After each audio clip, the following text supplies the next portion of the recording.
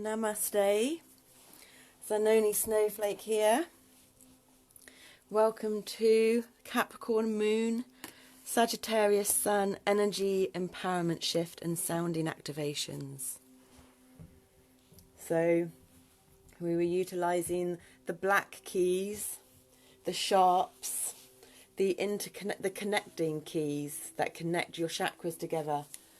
And we did C, F and D, which is your heart chakra. Connects the C sharp is between your heart chakra and your throat chakra. The D sharp is between your sacral chakra and your solar plexus chakra, your second and third. And your F sharp. Oh, so C, it depends. You've got two. C can be either your root chakra, between your root chakra and your second chakra, your sacral chakra, or your heart chakra and your throat chakra. And F is your heart. So F sharp is between your heart and your throat. So it depends which system that you use. But that's why we use those notes, because we see the heart chakra as being super important, because we believe the heart chakra to be that central pivot point of balance, and the root chakra the one that grounds us down. So with all these higher vibrational energies and frequencies that are coming in to raise collective consciousness, and so one's individual expression of consciousness, we need to ground these higher vibrations, these higher energies down into the physical body. So rather than having outer body and beyond body experiences, we need to have inner body, deep inner body experiences, and then find the vocabulary and the language or the pictures or the drawings or the movement and dance or the sounds to then share these experiences so that other people's electromagnetic fields and energetic bodies can also receive this information. And it doesn't always have to be, well, more than likely it's not a conscious mind comprehensible energy dynamics. It's that's normally the body leads, whether it's the body through movement, shaking, sound, and then the conscious mind of understanding catches up afterwards. So we are currently in the void, of course, moon, which is when Grandma Moon's not in any zodiac sign. So we've left the Sagittarius star constellations and we move into the Capricorn tomorrow, the early hours of tomorrow morning. So tomorrow being Tuesday the 15th at 3:35 a.m. and all of this is in UK time if you want to figure out what time it is for you. Now we've got a lot of intense, strong, productive reset energies because it was the Sagittarius new moon at 4:16 p.m. and the eclipse happened at 4:13 p.m, 3 minutes before the new moon. And then she went void, of course, at 4:17 p.m. So she will move into our semi-fruitful, feminine, ambitious Capricorn, our cardinal sign, which are newly initiated actions, which is the time for beginnings. Cardinal signs represent the start of each season. So along with the eclipse energies, the reset, inner child, deep inner self energies, and the new moon beginnings energies, and the cardinal Capricorn, this is a perfect time. Wait until the moon actually goes into Capricorn, but she will do the early hours of tomorrow morning. So anywhere from waking up tomorrow onwards is good to set your intentions and goals and dreams and actually put pen to paper to get your ideas out of the thought world, the thought energetic body, through the body into your hands, into writing. And that's a way of grounding in the energies. Barefoot, walking outside, cooking, any form of being creative or expression. So you don't have to write, you might want to draw pictures or you might want to make a vision board. But Capricorn energy is all about structure and discipline and organisation. So it's the perfect energies to be setting goals and plans for the future. And Capricorns tend to be especially around family business. So Capricorn's also an earth sign, which are stable, conservative, practical, and generally orientated in the physical and material realms. So when we work with axes, so you've got opposition. So you've got Sagittarius's opposite is Gemini, and hence we had not long ago the Gemini prenumbral lunar eclipse, and Cancer is the opposite of Capricorn. It's Cancer Capricorn axes. Now the moon's home, the Cancer's ruling planet is the moon. So some people perceive things to be weakened, or the moon's energy to be weakened in this time. We don't perceive... Oh, it's the moon time now. How perfect. So we've just gone into moon time now as we're speaking about the moon's energies. We don't perceive it like that. We perceive it as, if you think about making a simple shelter or a 2T structure, a triangle is one of the strongest shapes, and you need 3. So that's why a trine, because a trine is like a triangle to get really strong energies. So if you've got a square, because we're working with axes, so you've got your axes like your seesaw, Cancer, Capricorn, or Sagittarius, Gemini. So under that context, if you were to make a cross, so that cross would make a square, you'd have your Capricorn, Cancer as one axis, and then to strengthen that, you'd then have your Aries and your Libra as the other axes, which are at 90 degrees.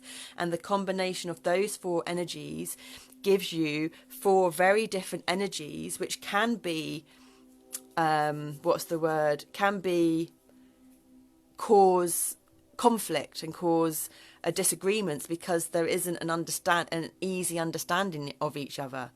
But this is where, when we get clear communication, and if we don't have a certain energy within ourselves, it's good to embrace ourselves around other energies so that we can learn about those ones that we aren't aware of, because that opens our mind, that expands our mind, it expands our consciousness.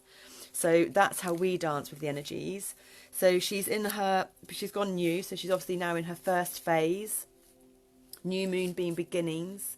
And then tomorrow, on Tuesday the 15th, she goes into a waxing crescent 1, the word of realization. And then on Wednesday the 16th, the key word for the waning crescent 2 of phase 1 is acceptance. So the energy spectrum of energies that we're dancing within, we have 2 to start with. So on the conscious, seen, aware spectrum of energies, not sure how this will work. Slight angle, but it's a new perspective, so that's good. Is a 14, Himalayan passage. 14 is the number of moderation, made of 1, new beginnings, and that 4, structure, foundation, together equaling 5, change, freedom. The only constant is change. And so 14, Himalayan passage, is the number of rebirth. And we have the sign in the middle here, which is the symbol for the universal seed sound. So that's the universal language, and that's the symbol in picture form. If you want to do it in sound form, you can do the om, or if you want to do it in traditional Sanskrit, aum, aum. And we tend to do it backwards as well, so and so that's rebirth. And the second one that we were given for the conscious, seen, aware, surface spectrum of energies that we're working in was 41, which is 14 backwards. It's that mirror of energies again. And so we said what the 44 was, and the 1 and the 5. And 41, Metatron's cube, is community. So it's the Himalayan passage, rebirth. It's rebirth of a community. It's a rebirth of community on a micro level of your cellular community in your body that makes up all your cellular systems, your digestive system, reproductive system, circulatory system, etc., into the mini macro version of community of your immediate environment, then to the macro version of community, into the solar system and the cosmic energies. So fractal geometry right down to the micro and up to the macro, but it looks different because we've worked a way of seeing the patterns on the micro and we have on the macro, but it's not a pattern that comes easy to the visual eye and the visual comprehension. And so then on the subconscious, lower spectrum of energies, unaware, unseen, that we're dancing within, or not, it wants to go on its side, the 90 degrees we were talking about, is 51, the octagon. Octagon being 8 sides. And you can look at the sacred geometry and the patterns up at the top here when you join the lines together.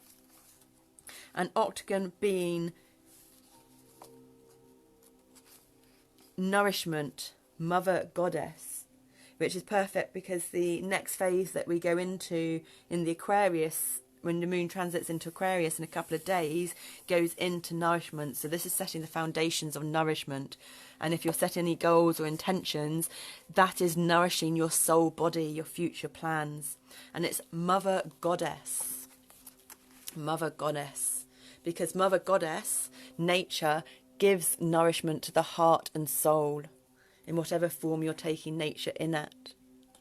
And then the card, the energies that was given to us for the energy empowerment to dance with for the next couple of days is 4 logarithm 10, 40.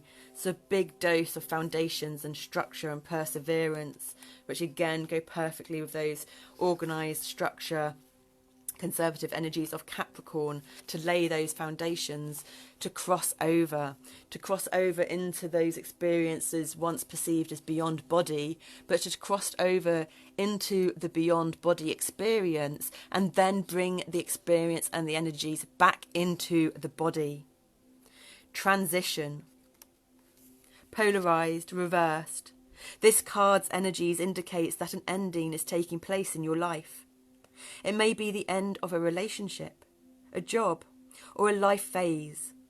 Your situation could even be as serious as knowing that you or a loved one is about to make a transition to the other side. Reach for the guidance that will help you gently through this time of transition. Offer the love that will make the journey easier and accept that even death is not an end, but constitutes movement into another dimension of being. Transition. The geometry of this card expands beyond the flower of life and represents communication from beyond. As you stand at the crossroads between dimensions, bravely face your future, knowing that you are not alone, but that you always have access to guidance and assistance. All you have to do is ask. The transition taking place in your life right now will intimately affect those around you and will chart your life's current direction. It may not be in your nature to ask for help, but that is the most appropriate action at this time. This is not a time to go it alone. You may decide to seek advice from a professional counsellor or teacher. Your choice may be to consult your personal guides and angels, or seek guidance from your higher self. The important point in choosing this card is that you accept that there are times when each of us requires assistance in moving through the inevitable challenges and transitions of this lifetime. So I say goodbye now. So much gratitude, appreciation for you, for being here with us and these dancing with these energies together. And from our heart to yours, so much love. Namaste, Zanoni Snowflake.